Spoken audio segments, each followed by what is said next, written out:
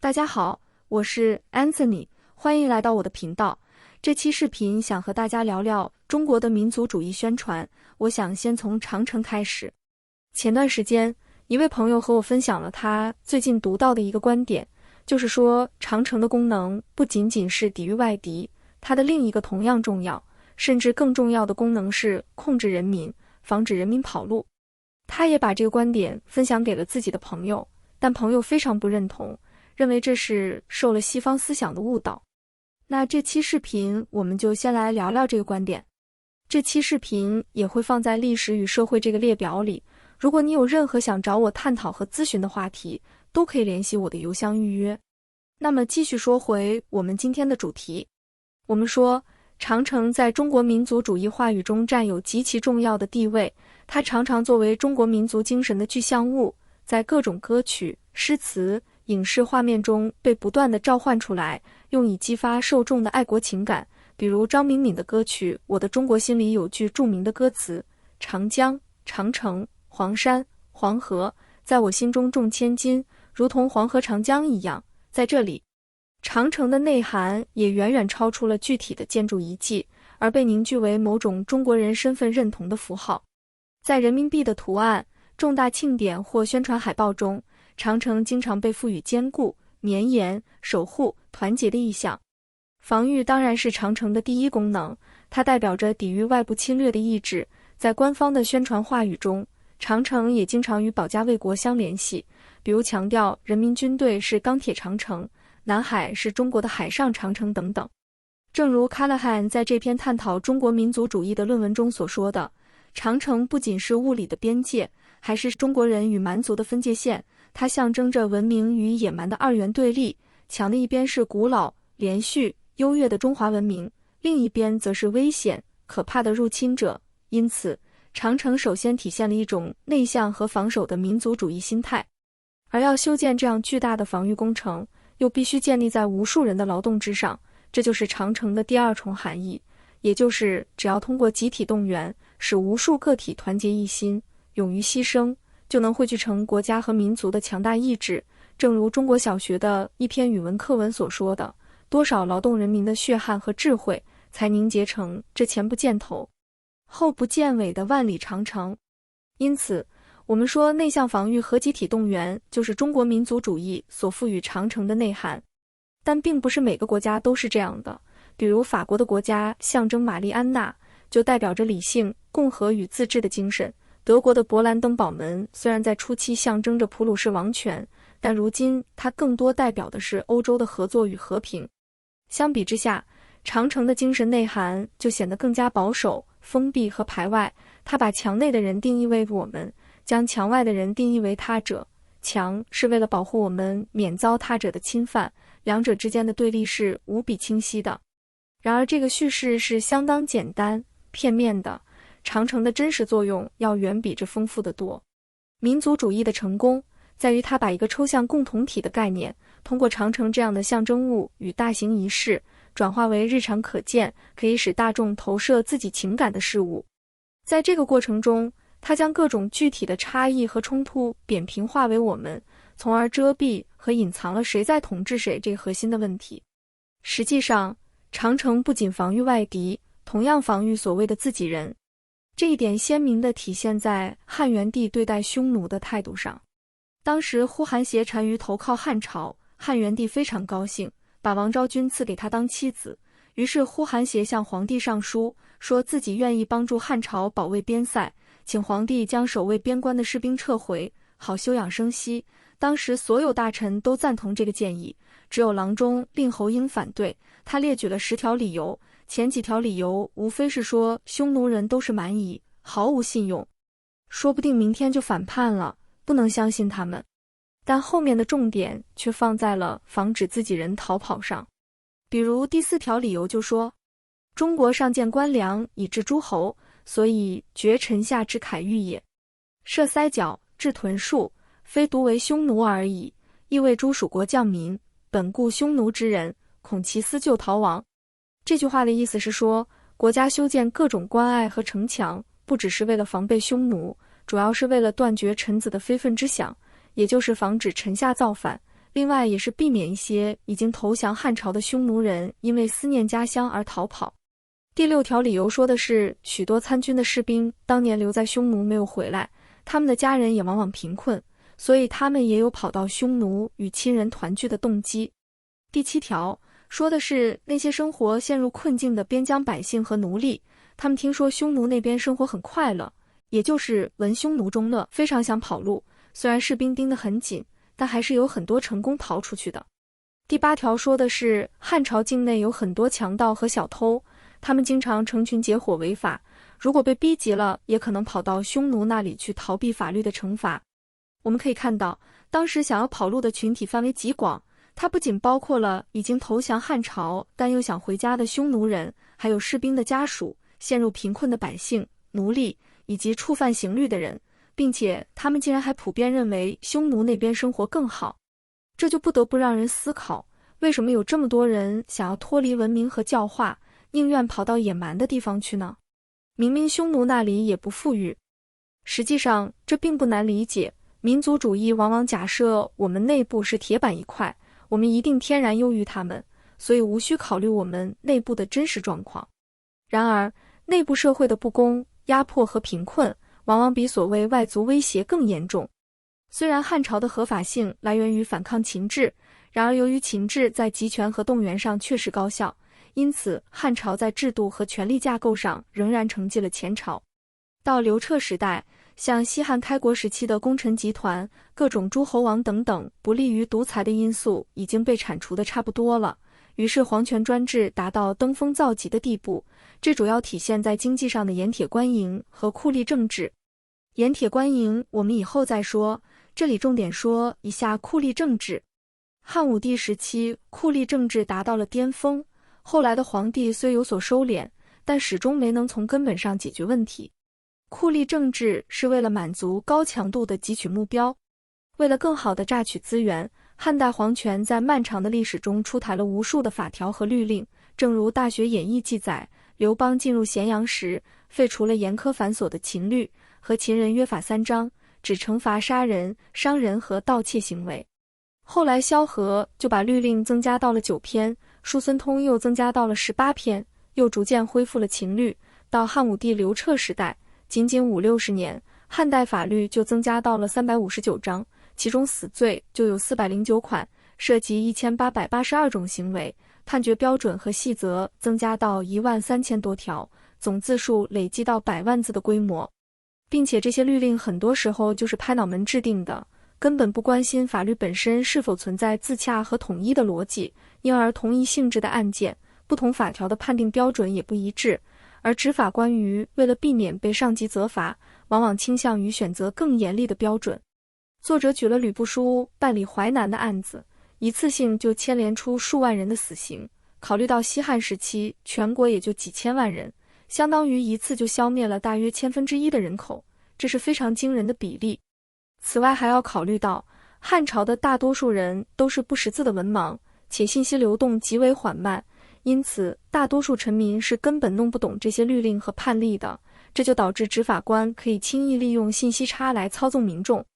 而帝国的臣民们也长期生活在这种密不透风的环境中，作者感慨，法律已经到了十分荒唐的地步，民众举手投足都可能触犯刑律。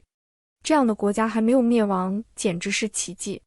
由于刘彻本人喜欢提拔和任用酷吏，因而各地官员也是本能的效仿，整个官僚机器呈现出虐待狂的倾向，比如有的酷吏动辄将受害者灭族，有的喜欢锯人的脖子，有的喜欢用棍棒勒索行贿等等。在如此严酷的暴力下，大多数臣民到了生不如死的地步。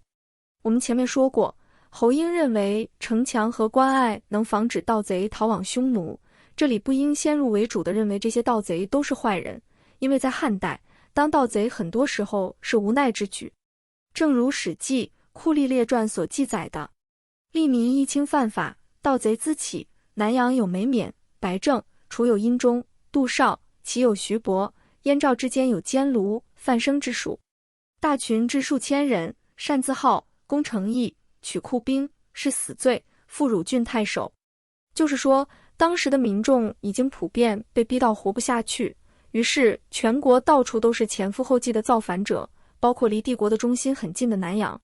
他们或数百人一群，或者数千人一群，进攻城市，杀死地方官员，释放死刑犯。由此我们也可以理解，为什么那么多汉朝人会认为生活在简陋和野蛮的匈奴是快乐的。因为匈奴虽然也贫穷和匮乏，但还是以部落的习惯法为主，没有汉朝这么多离谱和严密的法条，也不会动辄搞酷刑和株连这种折腾人的东西。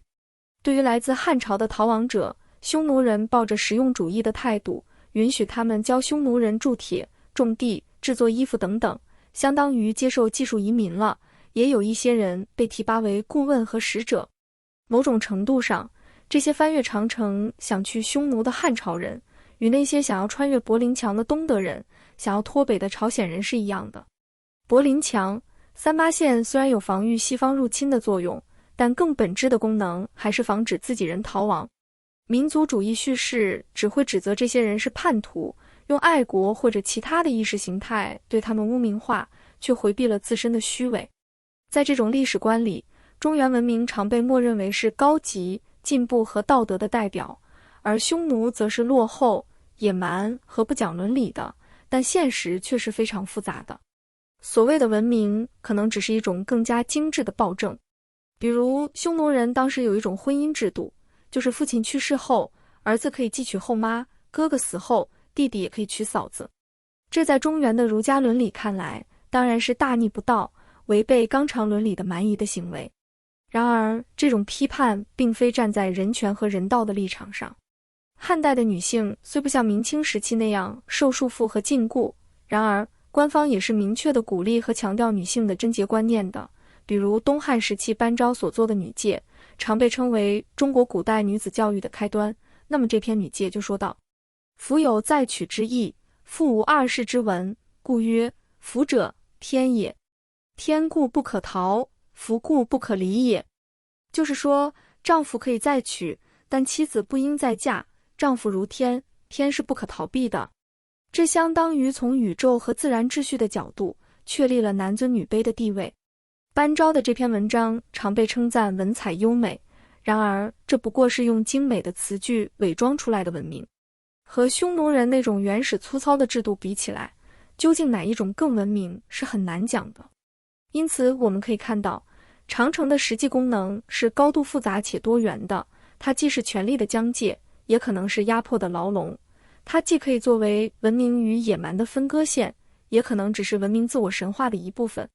民族主义需要维系一个想象中的我们，因而迫切需要某些可见的、集体的崇拜物来承载集体认同。一旦被选中，这些象征物，不论是长城、国旗还是民族神话，往往就被赋予了超历史和自然的意义，是超越时空和公正无私的，因而才是崇高和神圣的。如果只是一种临时的、偶然的或者特殊的产物，那么它的崇高性也就消解了。我们接下来要探讨的是，自近代以来，长城是如何在不同政治语境中被重新诠释的，它的象征性又是如何在不同政权手中被不断操控、更新与再生产的。在中华民国成立之初，长城的封闭性被认为是阻碍了交通和社会的发展，同时也被视为割裂民族统一的象征，应当被拆除和批判。在新文化运动期间，知识分子们也是将长城视为阻碍中国现代化的落后符号。1925年，鲁迅发表短文《伟大的长城》，说修建长城不过是白白死了很多工人，也没有真正挡住胡人，现在也不过是一种古迹。鲁迅说，自己总感觉周围有长城环绕，这长城将人们包围，何时才能不给长城添新砖呢？这伟大而可诅咒的长城，这显然是鲁迅对长城的强烈否定和批评。不过也是在这段时间，许多学者和知识分子开始意识到了长城在树立民族精神上的作用，从而逐渐开始回避长城的落后性。比如孙中山就赞美长城的工程之大，称它是世界的独特奇观，认为如果没有长城作为防御，中国就会在秦汉时期就亡于蛮夷。在抗日战争期间，长城则几乎等同于中国的同义词，象征着抵抗日本侵略者的精神。比如那句著名的歌词，把血肉铸成新的长城，此时长城的负面形象几乎彻底消失。1949年后，长城的那种保家卫国的视觉象征开始逐渐消退了。新时期要求以社会主义现实主义为文艺创作的最高准则，人民大会堂、人民英雄纪念碑、代表重工业发展的工厂和火车，以及毛泽东的偶像符号，成为了这一时期的主流符号。而古代长城则是作为一个就中国的象征，则被有意无意的边缘化。直到改革开放后，伴随着思想解放的深入，毛时代的意识形态符号在民间逐渐破产，国家精神形象开始出现了一些真空地带，于是官方又开始重新捡起长城，作为填补真空和凝聚精神的新符号。正如1984年邓小平所提出的那个口号：爱我中华，修我长城。修复长城的精神意义是远大于实际意义的。另一方面，由于官方仍然需要面对西方的压力，迫切需要一种能象征坚固、抵抗和团结的符号，以应对被围堵和渗透的焦虑。因此，长城这个古老的意象再次被赋予了一种防御性的民族主义内涵。总之，我们可以看到，长城的意义并不是一成不变的，它在历史的不同阶段被不断赋予新的象征和使命，它的符号价值也是随着国家权力与意识形态的变动而流转的。从阻碍现代化的封闭象征，到激发抗战精神的民族符号，从被边缘化的旧中国遗产，到重新成为文化自信的核心图腾，长城的形象始终被现实的政治需要所塑造、重写。这也提醒我们，在面对那些看似永恒、神圣的民族主义象征时，我们应当保持一种历史意识与批判性思维，要区分个人情感和民族情感，不要很容易感到被冒犯。很多时候，那些被赋予崇高意义的事物，并不是因为它本身有多神圣，而是因为它在特定时刻恰好被用来维系某种特定的结构。如果你有任何的困惑和问题想和我交流，直接联系我的邮箱就好。比如你希望和我讨论某篇文章、某段话、某个视频、某种社会现象，或者你的日记，都可以提前把相关的文本发给我，我会在正式交流之前读完。